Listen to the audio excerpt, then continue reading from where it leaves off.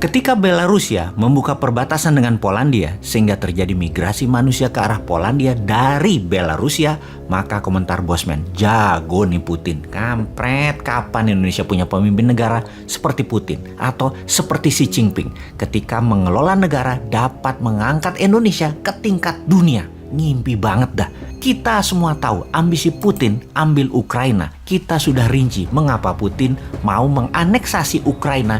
Yang jadi pertanyaan selanjutnya adalah bagaimana cara Putin mengambil Ukraina. Tidak seluruh Ukraina, tidak sampai Kiev, hanya sebagian Ukraina. Maka Putin melakukan banyak manuver trisula yang menarik. Pertama, Belarusia yang merupakan negara perbatasan Rusia yang pemimpin Belarusia adalah sekutu Putin, mulai bermain mengganggu Polandia.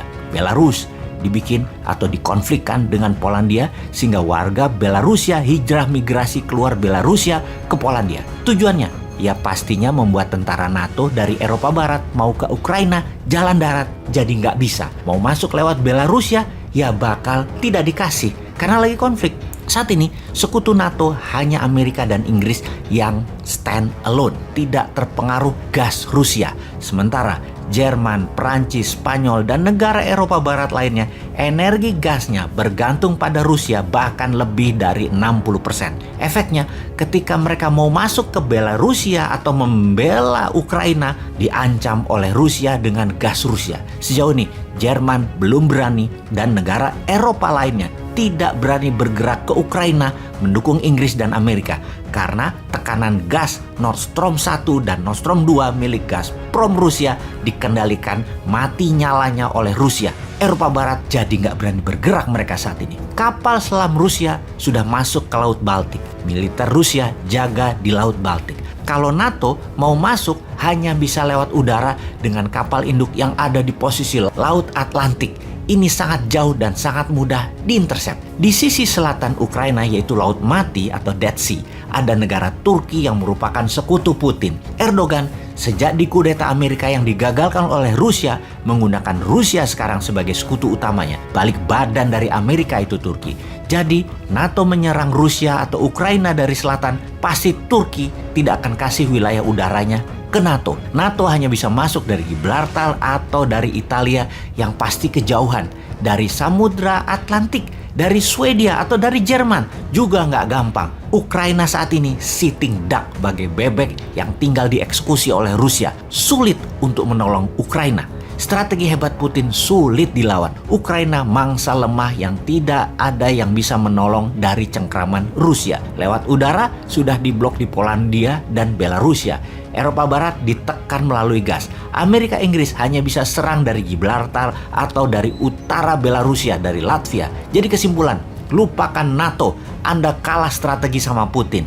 Apa efek perang Ukraina tersebut? Kita semua tahu harga minyak mentah di tahun 2021 naik 50% menjadi di harga sekarang sekitar $77 per barelnya. Setiap kenaikan $1, Rusia untung mendekati angka $1 billion per harinya dari minyak tersebut. Ketegangan Ukraina akan membuat minyak mentah dan harga gas naik. Ditarget naik 20%-an dari nilai sekarang ke arah $100 per barelnya. Rusia untung dari dua sisi, untung dari harga minyak dan gas, serta dapat Ukraina kalau perang terjadi antara sekutu versus Rusia. Rusia saat ini di atas angin. Di sisi lain, perang pasti berlangsung cepat. Rusia pasti tidak ambil Kiev, tapi mungkin sampai perbatasan Kiev. Lalu dunia akan resesi, slow down ekonominya ketika harga minyak ke $100 per barel. Slowdown ekonomi jadi berkepanjangan setelah COVID membuat manufaktur industri melambat. Ditambah perang Ukraina di ujung mata. Perang Ukraina akan berefek memukul ekonomi dalam negeri Tiongkok pastinya. Sebagai negara produsen yang minyak BBM importnya hingga 90% yang semua didapat dari luar Tiongkok. Hal ini yang membuat Xi Jinping makin tidak populer, dan untuk populer Xi Jinping pasti meniru Putin, yaitu bangkitkan nasionalisme dan serbu Taiwan. Kedua perang tersebut sudah diprediksi sejak 2019 dalam kitab Sontoloyo yang berjudul Mardigu Nation. Jelas sudah mengatakan perang Laut Natuna Utara dan perang di selatan Eropa pasti terjadi. Sungguh, data ini bukan ramalan, ini analisa.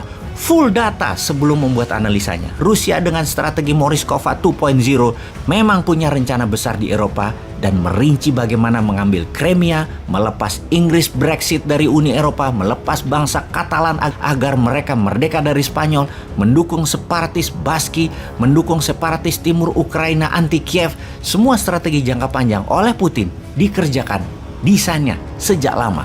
Sejak tahun 2013 di sisi Xi Jinping dengan obor untuk mencaplok sumber daya alam suatu negara yang ditukar dengan infrastruktur yang 100% berbahan Tiongkok. Strategi Tiongkok selanjutnya adalah mengambil balik Macau, mengambil Hong Kong, dan mengambil Taiwan adalah mimpi Xi Jinping yang terus dimatangkan untuk menjadikan Tiongkok one nation, one system. Karena itu, kita harus mendesain, memanfaatkan peluang untuk menjadi negara besar, menyalip di tikungan selagi gajah dengan gajah berperang di mana-mana. Jangan cemen lah bernegara. Masa ngurusin hal-hal yang gak penting sih, seperti kayak tentaranya misalnya. Masa tentara disuruh megangin anak-anak yang dipaksa vaksin dengan sadisnya yang membuat anak kecil bisa pada trauma semua? Atau bernegara saat ini para elitis malah sibuk membangun apa saja proyek-proyek tadi dengan hutang lagi, sibuk bagi-bagi cuan antara pengusaha dan penguasa atau istilahnya peng-peng. Sibuk atur-atur kebijakan proyek untuk mereka belah-belah di atas sana. Rakyatnya hanya dikasih info dari buzzer seakan apa yang pejabat kerjakan tidak melanggar sumpah jabatan walau KKN. Dengan buzzer, rakyatnya dibikin gak paham bernegara dan tidak tahu berita luar negeri bahwa dunia mau perang yang padahal bisa dimanfaatkan untuk Indonesia berdaulat.